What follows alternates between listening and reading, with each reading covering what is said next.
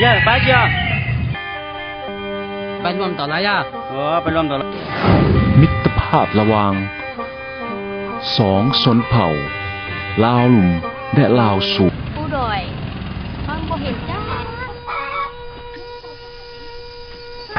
เยี่ยม我家个人在中国至少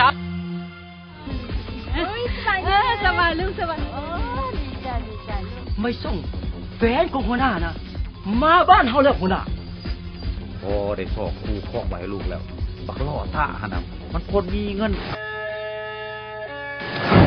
เสียงแคนผู้ดอยเสียงแคนผู้ดอยมึงเกิดรอต้องตื่นรู้ใช่ยังโอ้จีอ่ะกูเพิ่งยืนเสื้อกูทำมึงยืนเสื้อมาก่อนเวียงจันทร์คอยหาผู้ดอยเป็นพนักงานได้เด้หาย่างตามประชาชนมึงตาเป็นคนยิ่งใหญ่อยู่บ้านนี่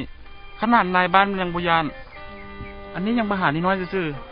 อีกตัวไปพวกเจ้าจะเจอปัญหามากกว่านี้เกิดอยู่นี่ได้น้ำห่วยบนผู้ดอยนี่ได้ดีมึงมาถามพ่อมึงอยู่บ้านไปคู่กูเป็นไผ่บอได้พอลูกบดแตงได้จังไหนลูกกับบดแตงไอ้บอแตงยังได้พ่อซอกให้นะคนมี